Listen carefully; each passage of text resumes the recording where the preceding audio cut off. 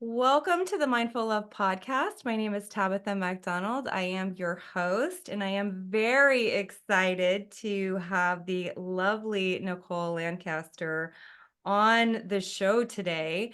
Nichole is a celebrated beauty entrepreneur, aesthetic speaker, educator, and activist. She has a dynamic presence in the beauty industry for over 20 years. Her extensive journey includes 12 years as a licensed esthetician and 8 years as a small business owner. Nichole's expertise is further evidenced by her roles in managing med spas and serving as a lead esthetician. Hi, Nichole. Welcome to the podcast. I'm so grateful Oh, you're here today. thank you so much for having me. I'm so excited to be on your podcast. Is there anything I left out that you would like to say about yourself or what you do? No, I think that's it. So I have just been in the beauty industry for a really long time. I have owned my own beauty brands. I've owned my own skincare brands, my own spa. And now I just focus on helping other estheticians become successful businesswomen because we are taught beauty and we're taught services, but we aren't taught business. So we're told to go out and get our own spaces and do our own thing to make the most money, but we're not taught how to. So that's what I specialize in now. I teach other estheticians how to have their own successful business. I love that. As a massage therapist and a owner of a massage center, like that was something I found that most new people in the service industry, they have this like passion, they want to go do what they do. But then they Yeah, have the struggle of, well, how do I run my business? Because they don't really teach that. I mean, I remember the business classes right, in my massage school, they were a joke. Luckily, I right. came from like a corporate background, so I was able to bring that Right. into it. So, how did you really develop that skill? Was it something that you studied? Was it the business side of it? So one of my first like real career jobs in the industry, I was a business manager for Estee Lauder. And back in the day, I just applied for a position, and the cool beauty brand was MAC, which I didn't know Estee Lauder owned MAC. Like Estee Lauder owns, That? it's a $56 billion beauty brand. It owns like most of your major beauty brands, Estee Lauder owns. So I was like, let me work for this older brand until I can like get it under my belt and become a makeup artist for MAC. And I became a business manager for Estee Lauder. And Estee Lauder really invests in their education and their managers because they understand the concept. If you can get people to sell for you, your business is going to grow. And so that's what they did during the recession in 2008. They reinvested into education, which taught me so much about beauty. It taught me about, booking clients and creating a clientele because I wasn't an esthetician yet. I didn't know anything about that. It taught me about like bottom lines and team building and average unit sales. And we would have events where we would sell $40,000, $50,000 in products in one day. So it really set up the business aspect for me. And I just had such a love for skin that once I had that business side set up and I was creating relationships with people, I just really wanted to take it a step further and become an esthetician. So that's what I did. I ended up becoming just a makeup artist for Estee Lauder and doing their events and going to aesthetic school, getting my laser license, getting my skin license, and then I became an esthetician. That's amazing. Did you start your own spa right out of esthetician school, or did you work for somebody else first? So I didn't. I had my laser license, and in the state of Florida, you have to be under a doctor. So I went straight into med spas. My education was a year long, and it was in a medical esthetician program. So that's what I wanted to do. I wanted to work in med spas. I wanted to work for doctors. So I started in a med spa. The second med spa I worked for, I became their lead esthetician, and we needed a manager. And one day I just came to him with my resume.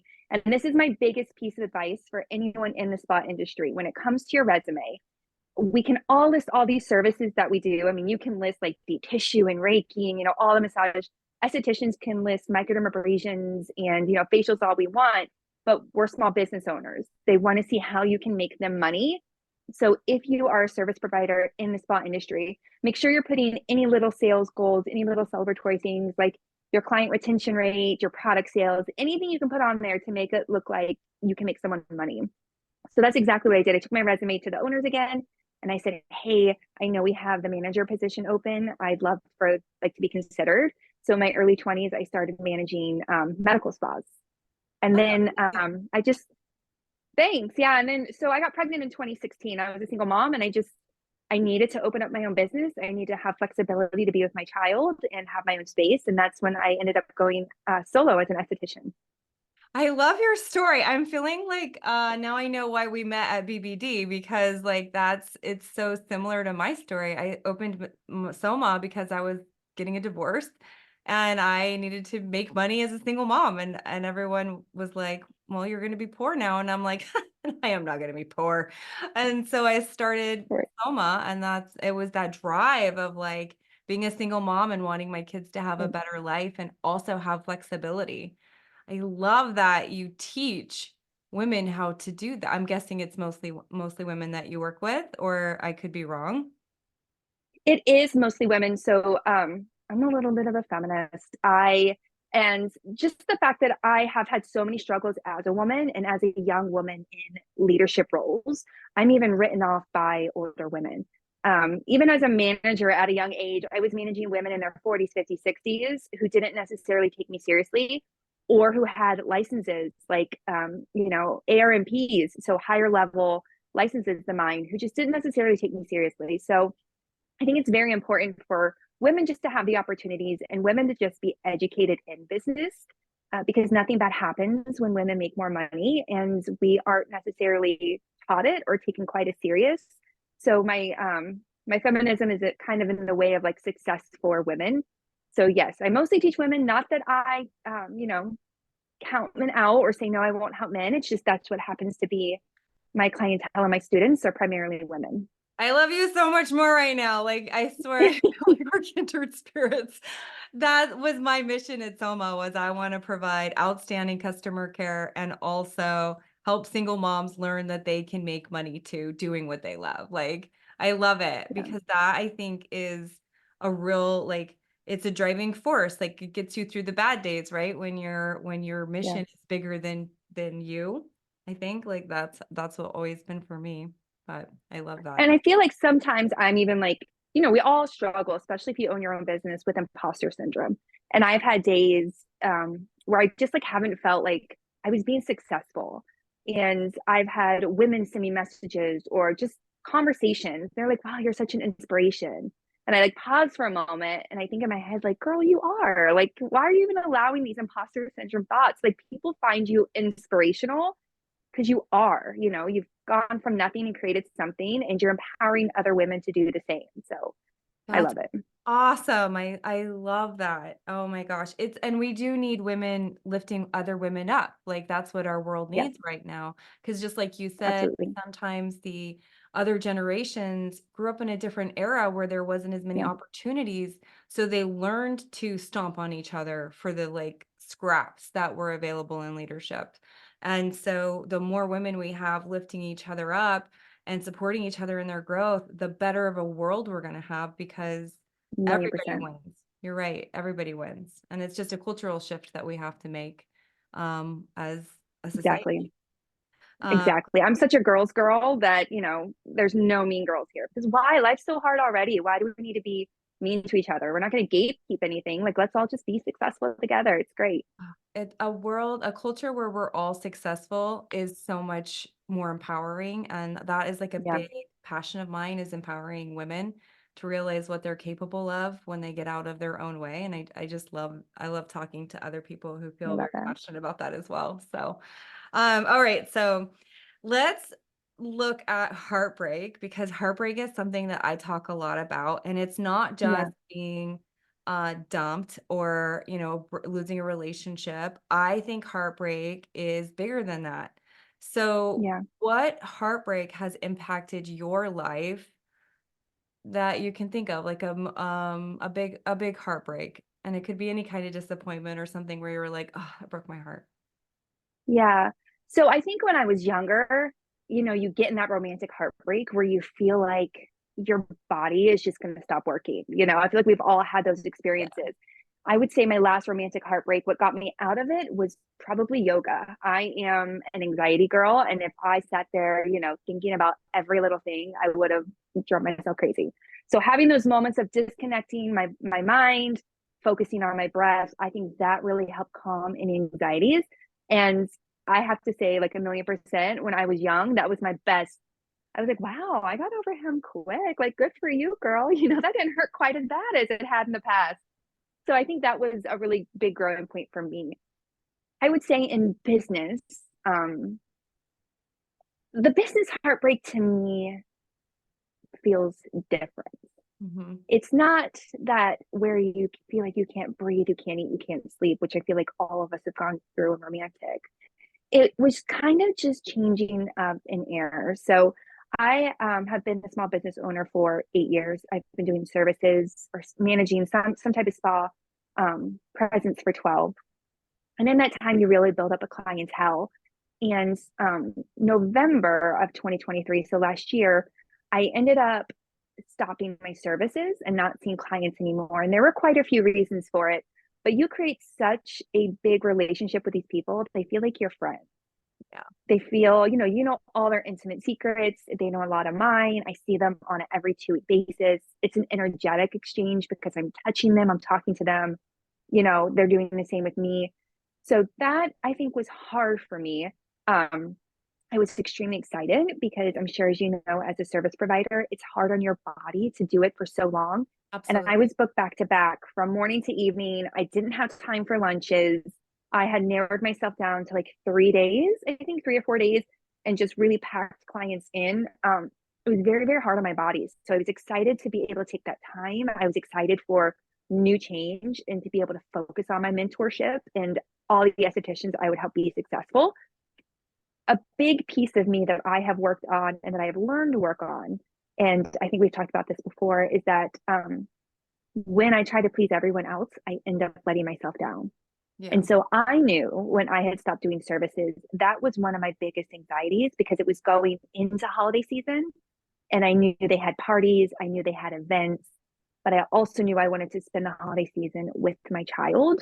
Yeah. And I had like a surgery coming up. Like I had all these things where I needed my body to rest. I needed to feel healthy. I needed not be in pain. So that felt like a heartbreak for me, was letting go of that business, but it was different because it also came with excitement. It was, oh, this is like the last time I'm ever going to see this person, or oh, this is the last time I'm ever going to do this service. I don't even need, these products anymore.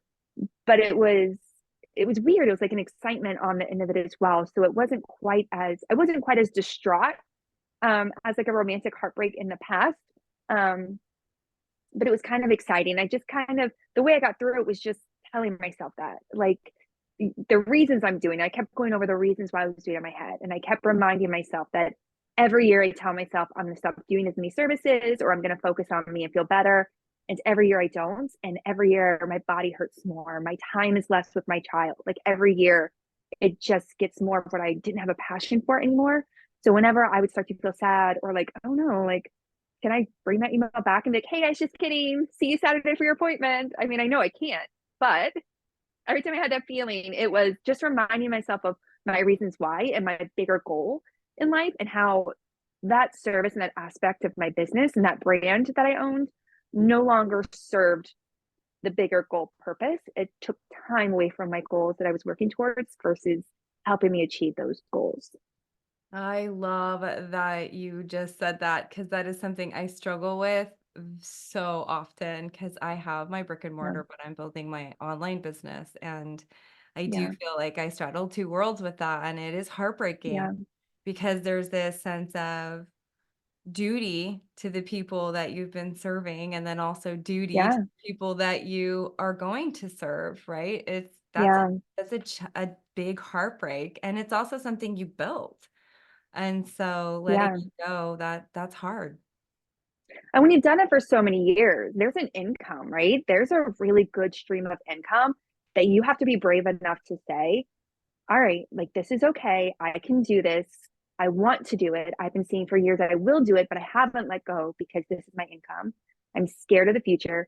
I'm scared of what can happen, but I have to trust that if I can build something to this success with this brand, that I can recreate it, even though it's something new for me, even though it's a brand new avenue that I'm taking. I've mentored people one on one, but never on a consistent basis and never to this scale. So I had to be able to trust myself that if I could do it once, I could absolutely do it again. And that's what I've been doing in this process. Oh my gosh, I love that. I love that so much because it is an act of faith, and I think it's harder Yeah. when you already have a successful business to go, "Oh, no, I want something bigger," because then Right. there's also that, like, "Oh, am I being greedy? Like, I already built something way bigger than I ever thought humanly possible, and now I wanna go even Yeah. further?" Like, it's like, oh, and then there's that worth, right? Who do I think I Yeah. am to go even beyond that? So, it Yeah.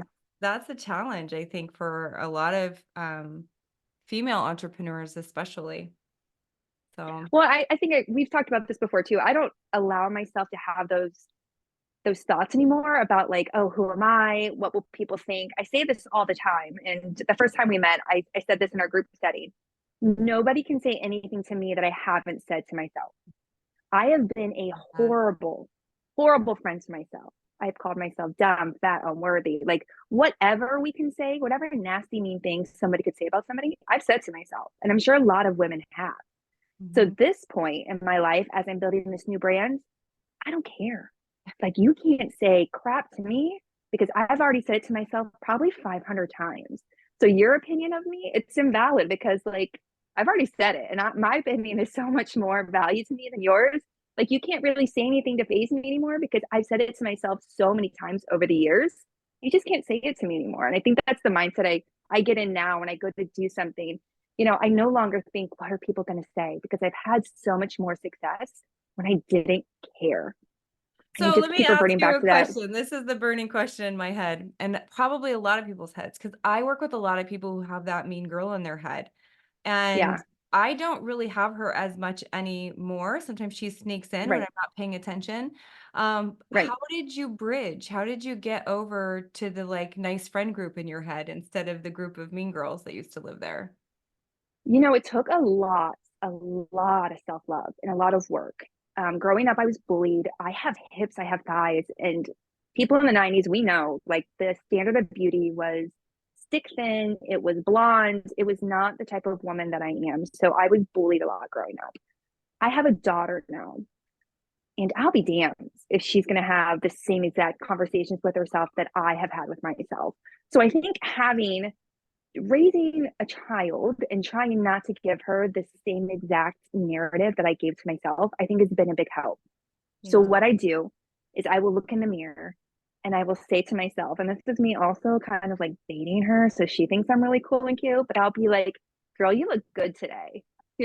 Like I just throw that out there to myself. Anytime I start to like have any doubts, like, oh my God, your thighs look thick. And I'm like, girl, that is thicken them up, Love it.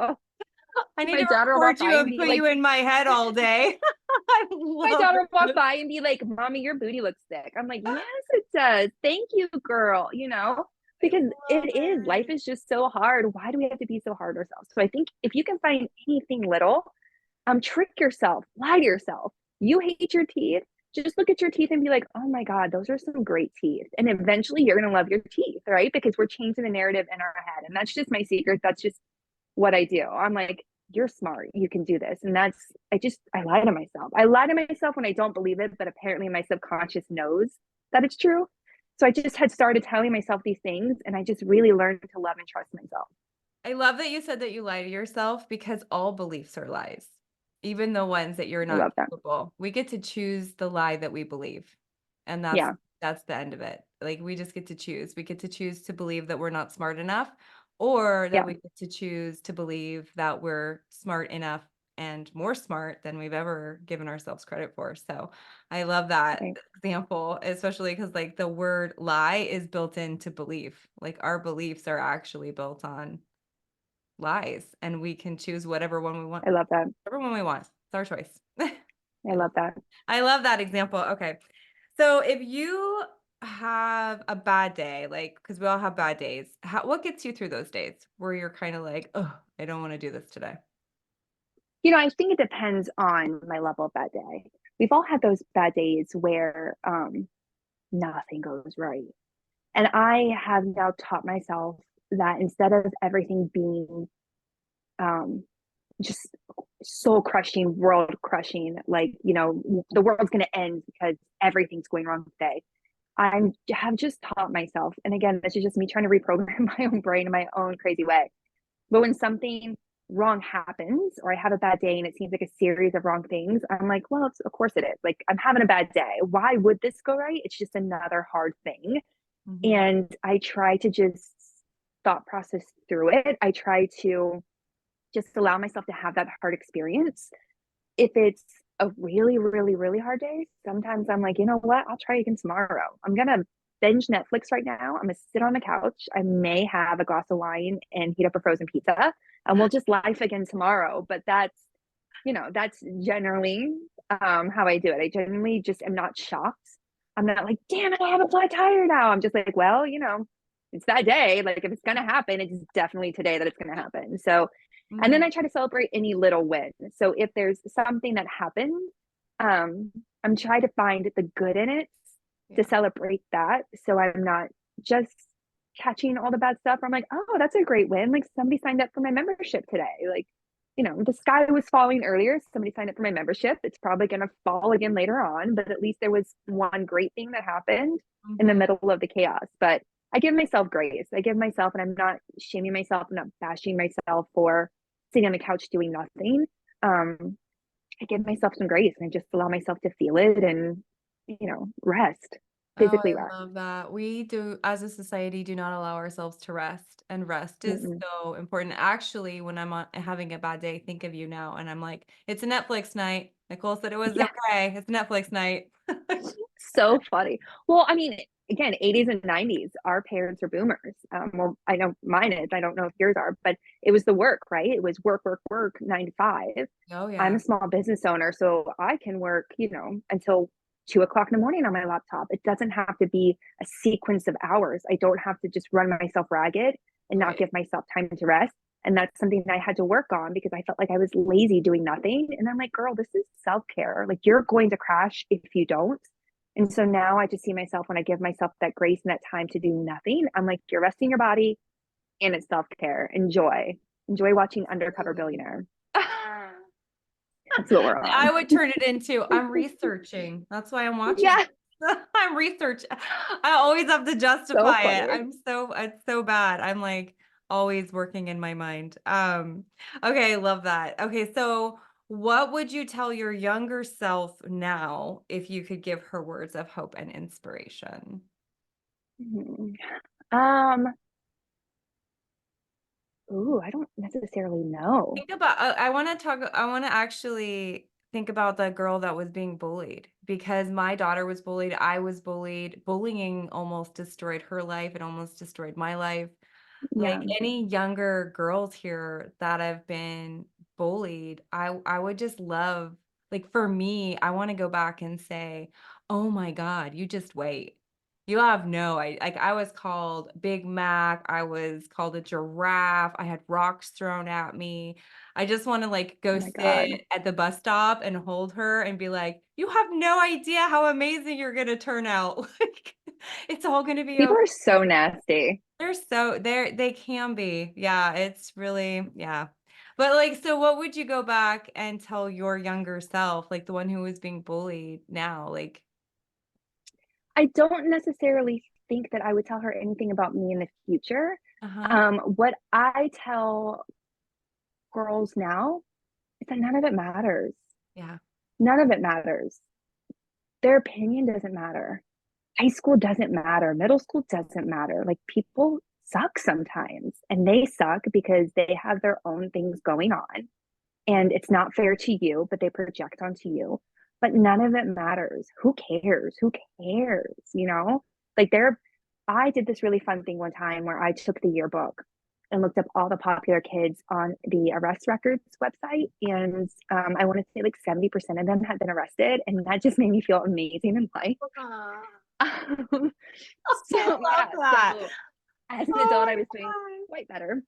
One of them, not one of them, several of them were multiples. And I was like, seeing you were like popular and cute and you were such a jerk. Like, and I Dodged that have bullet. not. Yeah.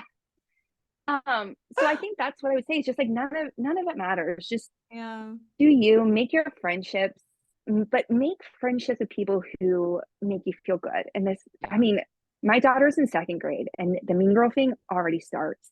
And she knows that people who make you feel bad are not your true friends. be friends with people who make you feel good, because that's generally, as adults and as just humans in life, I think that we want to be around people who make us feel great, not people who make us feel bad. So that would be my advice too, is just find people who make you feel good. Who cares if they're the nerds or the jocks or like whatever they are? Who cares? And like people's opinions of you, just who cares? It doesn't matter. Yeah.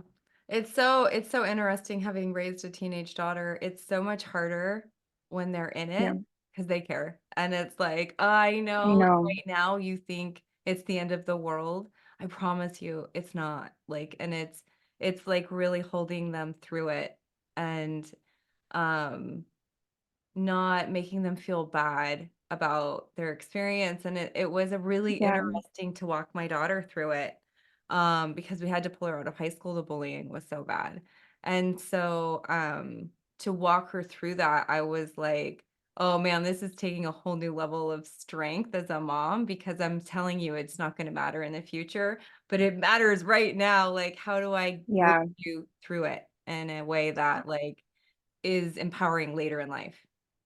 Also, who's raising these children? Like, I swear to God, if Layla came home to me and told me she was throwing rocks at someone, rocks? No, man. No, I man. grew up in the Like, '80s, so, like, we were a bunch of unsupervised yes, kids. Like, we were. what However, if happened. my parents found out I was, yeah, we came home at dark, right? They were like, Yeah. when it's dark, come home. But if my parents found out I was throwing rocks at people, I would have been, that's when spanking was still big. I would have been snatched by my hair and spanked for throwing rocks at someone. I Like, don't I like just, talking too much about my daughter's experience because it's hers, but I will say a lot of the moms of the kids that were, bullying her thought she deserved it and that their daughter's gross, behaviors were justified, and it was gross. gross, Yeah, it was gross because gross. I was like, "Wow, you literally just destroyed her life without even a thought of it, and now, you don't even care." And I would be mortified if that was my child. So, right? Every incarnation is going to be fun. I know, I know. All I could do was sit in gratitude for like, I'm so grateful, grateful, grateful, grateful that my daughter comes to me. I'm grateful that my daughter talks to Yeah, me. I am grateful that we're not dealing with, her hiding it. I'm grateful that we're not dealing it's with beautiful. suicide, which is what a lot of parents have to deal with when Yeah, they're bullied. I'm grateful yeah, that I raised a strong woman who has so much self-worth and she knows she can go through really hard times and survive it. And I know that yeah. anytime she's struggling now, she calls me and she listens. Doesn't always take I action on love what it. I say and my beautiful wisdom as her mother, but most of the time she listens. And that's all I could ask for is like I feel very blessed in how it turned out for us. So Yeah, it's beautiful. yeah, and all we can do is raise women who don't do that to others. And I think that's how we Exactly. combat bullying, to be honest. Exactly. Yeah, especially because I think your looks are yours. Like it's so, I mean, cruel to bully people based on their looks. And that's why I love having a beauty person on because I think that as we're going through heartbreak and disappointment, sometimes we Yeah. stop taking care of ourselves, right? Like we don't Yeah. do our hair or our makeup or care about what we look like. And I love to hear your perspective on that because for me, when I'm having a bad day, I just throw my mascara on and I immediately feel better. And I'm like, it's like Yeah. my wand of magic. And I'll do it Yeah. anytime I need to feel powerful. So, so I talk love to it. me about why it's so important to like prioritize your lifestyle and beauty and those things that a lot of people maybe poo-poo for lack of a better term. Well, I think that my job is very psychological for people. And I think, like I said earlier, when I stopped seeing clients, I think it was so hard for them because they were like, oh no, this is what I do to make myself feel beautiful. This is the hour a week I have quiet to myself that I can come and just focus on me. It's not always easy for people to get back in the habit of, cleaning their face. Bare minimum, you should be washing your face at night with an actual real cleanser, get some actual real skincare. Let me take You some can notes. I'm start just kidding. exactly. You can start little. You don't have to invest in hundreds of thousands of dollars in skincare, but do a little bit for yourself just so your skin feels glowy, it feels radiant. I can always tell when my clients are struggling. I can always tell. I can always tell. It reflects on their skin. It reflects on their hair. They're doing lash extensions. It definitely reflects on their lash extensions. Some of the things that I do if I am in a rut and I just need to feel beautiful and powerful and as that bitch. Sorry if I'm not allowed to cuss on it, but as that person, like when sometimes it's just as little as putting on a sexy pair of underwear and like some, Chanel fragrance to go to the grocery store. And I'm like, girl, you're sexy today. You upped it. It's not like full booty. It's like lacy and tiny, just little things like that that make me feel beautiful and powerful. Postpartum was something too that I think a lot of us get in this space of I'm someone's mother now and we lose ourselves. I was a single mom and I could not be a single mom and a bridge tool 24/7 because then I just felt like, then I just completely lost myself. Mhm. So I would let Layla watch um, Sesame Street for 30 minutes while I did my makeup or my hair. Like I never necessarily had both done on the same day, but I gave myself a little bit of time for me just to feel better about myself because we can hide behind that. Oh, I'm a mother now, so I don't need to dress the way I used to dress. I don't need to do my hair or makeup like I used to, but we lose a part of ourselves. We lose our identity of who we are. So even just doing little things like you said, throwing on some mascara, not I mean I don't do my hair and makeup every day, but I'll do this if I call myself a bridge troll, this. And it's not that I'm like, I love that. ew, you're such a bridge troll. It's like I can fully understand that like I look like I have no brows. I've got great dark circles, you should be throwing money at me to pass. I accept it and not in a self-deprecating way. It's just that's just what it is. But if I've done that for a few days and I'm like, let me just spruce myself up a little bit and I put on a full face of makeup, I look in the mirror and I say, there you are. Because that's how I remember presenting myself to the world every day when I was working every day or at the beauty counter every day. So even just finding yourself again, whether it's, getting your hair done, if you want to get your nails done, get your nails done, but even something just so small as putting on lip gloss and brushing your hair or washing your hair, which is sometimes hard when you're in that bad mental space. Oh, Any totally. little thing that you make yourself feel better, just putting on a nice fragrance to sleep in or beautiful body lotion just really helps you feel. Or like I said, even just a sexy pair of panties to go grocery shopping. Any little thing you I can do love for that. I used to sell really brings that lingerie. It in. was my first job.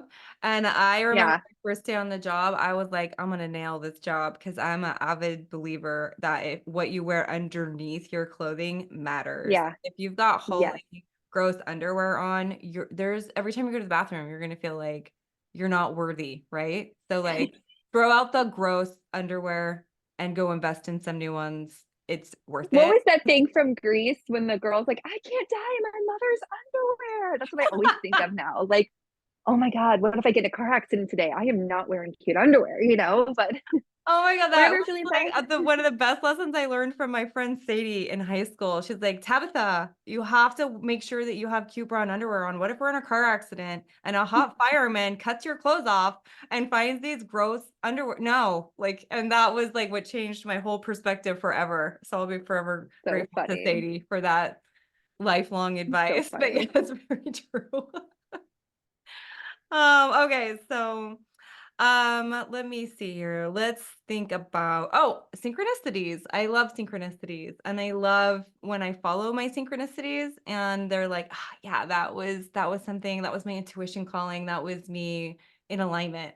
What's like one that you can think of where you were really guided to do something and you felt like the universe had your back? So I am a numbers person. I will see the same repetitive 3 or 4 numbers all the time. Right now it's ones, which is a new one for me. It's ones and twos. Twos were big for me. I was in a relationship for 4 years, which was 4 years way too long.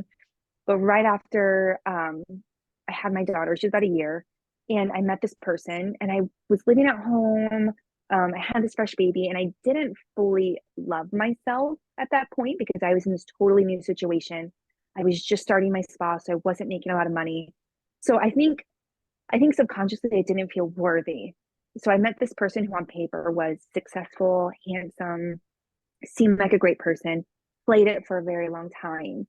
And red flags started popping up. And I was like, well, maybe he just needs time. Maybe, you know how we do. So it was 3 years I lived with him. He had even bought a house for us, but it should have been a red flag that I wasn't on the house. But of course, it was like, well, this is still a great gesture. So we're living there. We're living as a family unit. My daughter has now called this person daddy for years. It's this whole family thing, which it's very hard as women to break up our family dynamics. But she was getting to that age that she now saw and understood. And she was like my little pit bull. And in my head, I was like, if a man ever spoke to my daughter like this, it would be the end. But right now, I'm teaching her that this is okay, that this is what love looks like, that this is what she should accept from a relationship, and it's not. So we got in this big fight, and I left, and I was staying with my parents. He just came home, and like things were gone. Not everything, but things were gone. And I was staying with my parents, and my friend and I went to go look at places to rent. And we were looking at things. We started seeing like 11, 11, 11, 11. And I was like, man, this is weird. So we get like on the back of this, we're in an apartment complex, and we get in the back of this golf cart. And I was like, hey, Megan, what time is it? And she's like, it's 1:11. I was like, no, it's not. She's like, yeah, it is. I'm like, huh. I hadn't fully made my decision if I was leaving, if I was staying. So we go up the stairs and we go into this apartment, and apparently the power had went out. And on the oven, on the stove, the time was flashing, and the time flashing was 11:11. And that's the moment that I really knew, like, okay, I'm a numbers person. These are my angels. They're like, girl, in order for you to grow, you have to let go. This is not serving you. It's holding you back. And I realized that every time I would leave, because it was one of those situations where he would change and he's doing better and he wants to get back together. And so of course we try again. Or at least of course I do. I respect anyone who does not. And it never works out. And I kept realizing all the momentum I'm making in my business, all the momentum I'm making in my life, all the strides and excitement, it's gone when this person's near me. It's no longer there. I'm no longer happy. I no longer have the excitement. It's not there. So this was the final time I decided, and I realized the numbers are telling me, the angels are telling me, you've got this. This is for you. This is how you grow. Let go. So now all day long, I see nothing but repetitive numbers in everything, in phone calls and bank statements and bank accounts, house numbers. I can't do anything but see my numbers, but it's not like I see repetitive numbers. It's I receive a certain number over and over and over again. It's not like I see all of them. It's all either see ones or twos.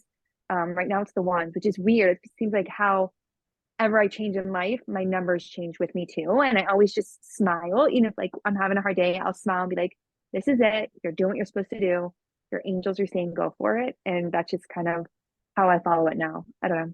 The I got numbers full girl. body chills on that one. I love it because I think a lot of people don't know how their guides talk to them. And when we Yeah. learn how they talk to us, then we have that confirmation when we're in doubt, when we're scared, Yeah. and we don't know if it's the right decision.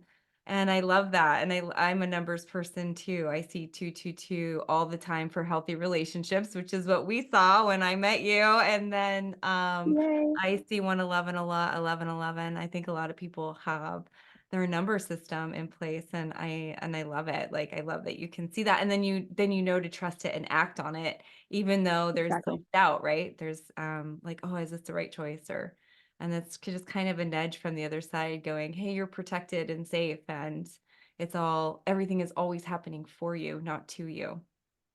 Yeah. And I'm sure that my angels are sick of me. I am so sure that my angels are like, girl, if you don't just do it, like what else can we do? We have done so much. We put you in so many situations. Like at this point, just listen to us. We can't burn the house down. Like, right? Like, just go, just leave. I love it. There's a Mine are time like where it that has to with be, me right now. yeah. There's a time where my angels are like, girl, you're doing the most. You're doing too much. We've been showing you signs, for years now. Just please listen. Oh, And every time I do, it turns out perfect. It turns out great. Oh yeah. Oh my gosh, there's never a time I think where I regretted listening to my intuition. Like Right. it's been the biggest um tool and advocate for me when I felt very alone. So, I mean, I just Yeah. think like developing intuition is probably the greatest gift that you can give yourself at any, it doesn't matter if you work for someone, if you're an entrepreneur, if you know, want to use it for your love or your children or whatever, like it's Yeah. the best muscle that we can really work out and strengthen. I love that. Okay, so and for fun, let's say that you were deserted on a desert island. What is one book that you would bring with you to keep you company? Oh, I read this question and I was like, I'm a reader. I don't read only because it puts me to sleep. I can get through like two sentences and I'm like, um, I don't I don't know. If I did have to have a book, I think I would hope for it to be like a little spicy, just like get me through my days. Um, if I'm there A alone, saucy let it romance be novel? I love it. I let it love be it. spicy. That's all I could think of. 'Cause I don't want to be depressed. Like I don't want to do like a true crime where I'm like depressed on, an island by myself. Like let's make it a little spicy where I can fantasize about like the man washing ashore or something. That's I probably what it'd love be. Yeah, like it. a romance novel. I was listening to this comedian online, and she was saying that there's this whole new realm of women's saucy novels where it's like, Yeah. and then he came home and he changed the garbage disposal that wasn't working, and he leaned over, and I was like, "Where's that word porn? I'll take that." Like, that sounds Listen, these men sexy. need to read that. They need to read that and just understand it. I know, it's so true. Oh my gosh. Well, this has been so much fun. I am so glad that you came on Yeah. today and that you shared so much of your story with my listeners. Tell them how Yeah. they can find you because you have a new podcast, which I'm very excited about. I listened to it today. Great advice for Thank spa you. owners and Thank anyone you. really. It's good business advice, and I think it's very inspiring. So, tell everyone where they can find you. Yeah, so we just launched our beauty business podcast. It's called Spa Boss Talks. It's everywhere you can get your podcast, and it's just business advice it's directed towards spa owners and estheticians, but it really can help anyone in business. Our first episode was with an aesthetic bookkeeper where she just talked about, small business owning and write-offs and all the fun stuff that you can do, especially in the beginning of the year when we start doing our taxes. I'm on Instagram and TikTok as SD Nichole. And then you can go to beautybabesonline.com, and that is our website with all of our information and programs. Nice. Oh, thank you so much for being on today and for sharing your story. Absolutely. I so appreciate you and I really appreciate our friendship. And actually how Nicole and I met was by chance at BBD, which is Business Yeah. by Design, which is an entrepreneur program that we both belong to. And it was what was about 80% women there at that conference, right? Yeah. Super Yeah. inspiring. And did we met on the WhatsApp group, right? Amber met you and got on your group Yes. and then was like, I met this group of women I think we should go have dinner with. And I'm like, oh, I trust our, like when we flow together really well. And so I Yeah. was like, all right, let's go. And then you picked that really beautiful restaurant for us to go experience the first night. And I was like, oh, this is amazing. This is going to be fun. And then we So just became awesome. really good buddies. And now we have a accountability group that helps each other stay on track for our goals for Yeah. business this year. And I told you I never do anything like that because I'm kind of an introvert.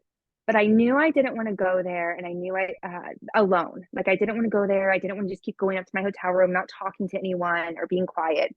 So I started that WhatsApp group, just like kind of for myself, to be honest. And it just turned into beautiful friendships that we now meet every week. So I was telling Layla, my daughter, today, like you just have to get uncomfy to grow, to get something new. And that's exactly what I did. And it's helped me so much. You have helped my business so much, your mindset, your recoding. You've helped me so much. So I'm just so grateful and appreciative of our friendship and our group. And I love it. That I makes value it. And thank you heart. so much for having me here. I can't say enough about the value of having friends, like girlfriends, Yeah. because and good girlfriends. Like Like-minded girlfriends. Yeah. Like-minded girlfriends, girlfriends who are, going to call you on your stuff when you're not doing what you say you're going to do, but then are also there to Right. wipe off your snot when you're crying a lot. It's Right. such a good, it's just, and that you get to be yourself with, right? Like that you just Right. get to be who you are without feeling like you have to be someone that you aren't. I love authentic Exactly. relationships. That's my thing. Exactly. I love it. Oh, okay. I'm going to post all your links in the show notes. And I Thank you just so much. really, again, thank you so much. And I'm so grateful for your friendship and for what you're doing for business owners. I just think it's really inspiring. And I'm really impressed by who you are. Thank you so much. All right. Thank you, everyone. Thank you for listening today.